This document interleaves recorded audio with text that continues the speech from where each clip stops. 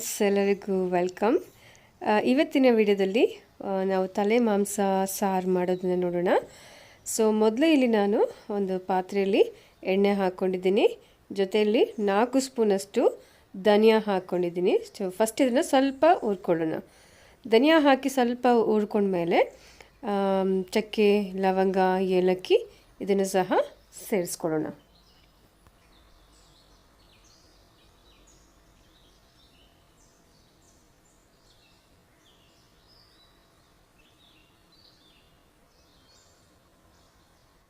ಈಗ ಇಲ್ಲಿ 4 ಈರುಳ್ಳಿನ ಸೇರಿಸ್ಕೊಳ್ಳೋಣ.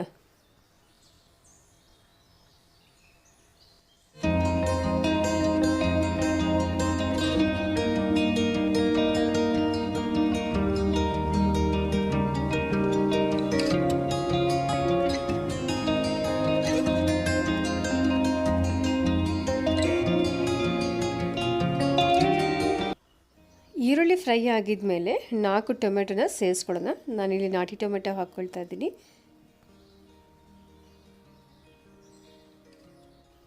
ಜೊತೆಯಲ್ಲೇ ಒಂದು 20ರಿಂದ 25 ತನಕ ಮೆಣಸಿನ್ಕಾಯಿ ಹಾಕ್ಕೊಂಡಿದ್ದೀನಿ. ಅದಾದ ನಂತರ ಪುದೀನ ಸೊಪ್ಪು ಒಂದು ಚಿಕ್ಕ ಕಟ್ಟು ಅಷ್ಟು ತಗೊಂಡಿದ್ದೀನಿ.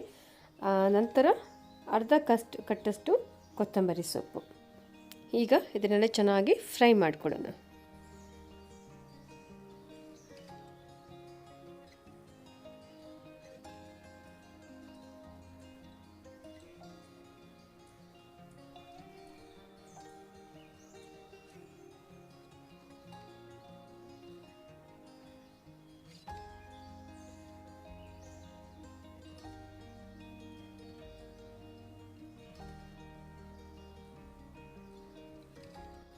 ಟೊಮೆಟೊ ಎಲ್ಲ ಚೆನ್ನಾಗಿ ಫ್ರೈ ಆಗಿದೆ.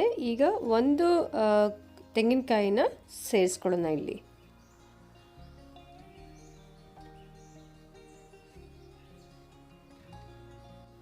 ಎರಡು ಸ್ಪೂನಷ್ಟು ಗಸಗಸೆ ಹಾಕಿದ ಮೇಲೆ ಈಗ ಚೆನ್ನಾಗಿ ಫ್ರೈ ಆಗಿದೆ. ಇದನ್ನು ಸೆಪ್ರೇಟಾಗಿ ಇಟ್ಬಿಟ್ಟು ಆರಿದ ಮೇಲೆ ಚೆನ್ನಾಗಿ ರುಬ್ಕೊಳ್ಳೋಣ.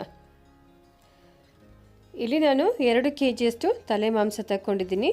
ಮೊದಲಿಗೆ ಇದನ್ನು ಚೆನ್ನಾಗಿ ಕ್ಲೀನ್ ಮಾಡ್ಕೊಳ್ಳೋಣ.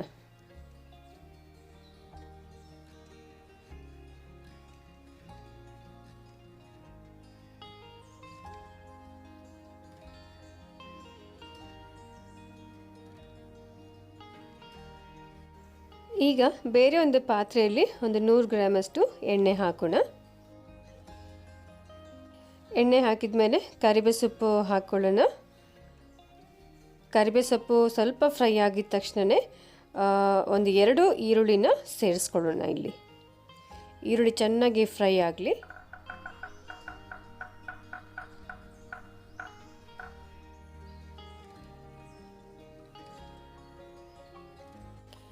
ಈರುಳ್ಳಿ ಫ್ರೈ ಆಗ್ತಾ ಇರಬೇಕಾದ್ರೆ 1 ಸ್ಪೂನಷ್ಟು ಅರಿಶಿನ ಪುಡಿ ಸೇರಿಸ್ಕೊಳ್ಳೋಣ.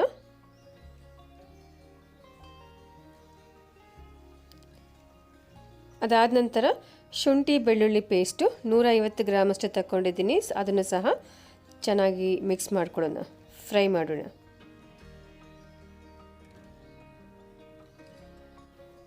ಈಗ ನಾವು ತಲೆ ಮಾಂಸನ ಸೇರಿಸ್ಕೊಳ್ಳೋಣ.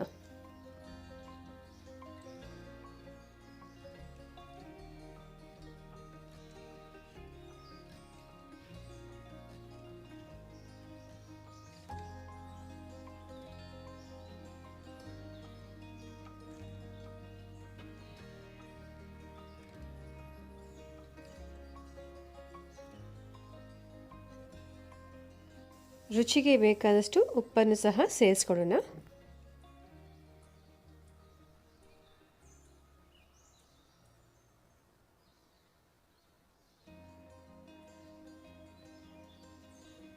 ಈ ಕಡೆ ತಲೆ ಮಾಂಸ ರೆಡಿ ಆಗ್ತಾ ಇದ್ರೆ ಮತ್ತೊಂದು ಕಡೆ ರಾಗಿ ಮುದ್ದೆ ಸಹ ರೆಡಿ ಆಗ್ತಾ ಇದೆ. ಸೂಪರ್ ಕಾಂಬಿನೇಷನ್ ಅಲ್ಲ? ಸೂಪರಾಗಿರುತ್ತೆ. ನನಗಂತೂ ಫೇವ್ರೆಟ್ಟು. ಮುದ್ದೆ ಆಗಲಿ, ಇಲ್ಲ ಮಾಂಸ ಸಾರಾಗಲಿ, ಮಟನ್ ಆಗಲಿ, ಚಿಕನ್ ಸಾರಾಗಲಿ, ತಲೆ ಮಾಂಸ ಆಗಲಿ, ನಾಟಿ ಕೋಳಿ ಆಗಲಿ ನನಗೆ ತುಂಬ ಇಷ್ಟ. ಸೊ ಈಗ ರುಬ್ಬಿರೋಂಥ ಮಸಾಲೆನೂ ಸಹ ಇಲ್ಲಿ ನಾನು ಸೇರಿಸ್ಕೊಳ್ತಾ ಇದ್ದೀನಿ. ಮಸಾಲೆ ಹಾಕಿದ ಮೇಲೆ ಚೆನ್ನಾಗಿ ಫ್ರೈ ಮಾಡೋಣ ಒಂದು 5 ನಿಮಿಷ ತನಕ. ಫ್ರೈ ಮಾಡ್ತಾ ಮಾಡ್ತಾ ಅದು ಕಲರ್ ಚೇಂಜ್ ಆಗ್ತಾ ಇರುತ್ತೆ.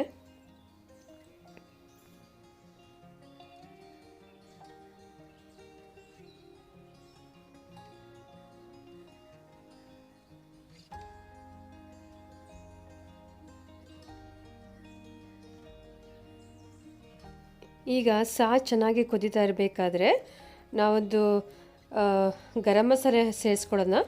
ನಾನಿಲ್ಲಿ 4 ಸ್ಪೂನಷ್ಟು ಗರಂ ಮಸಾಲೆನ ಸೇರಿಸ್ಕೊಳ್ತಾ ಇದ್ದೀನಿ. ಜೊತೆಯಲ್ಲಿ 4 ಸ್ಪೂನಷ್ಟು ಪೆಪ್ಪರ್ ಪೌಡ್ರ್ ಸಹ ಸೇರಿಸ್ಕೊಳ್ತಾ ಇದ್ದೀನಿ. ಪೆಪ್ಪರ್ ಪೌಡ್ರ್ ಗರಂ ಮಸಾಲೆ ಹಾಕಿದ ಮೇಲೆ ಒಂದು 5 ನಿಮಿಷ ಅಷ್ಟೇ ಬೇಯಬೇಕು. 5 ನಿಮಿಷ ಆದಮೇಲೆ ಪರ್ಫೆಕ್ಟಾಗಿ ತಲೆ ಮಾಂಸ ತಿನ್ನಲಿಕ್ಕೆ ರೆಡಿಯಾಗಿರುತ್ತೆ.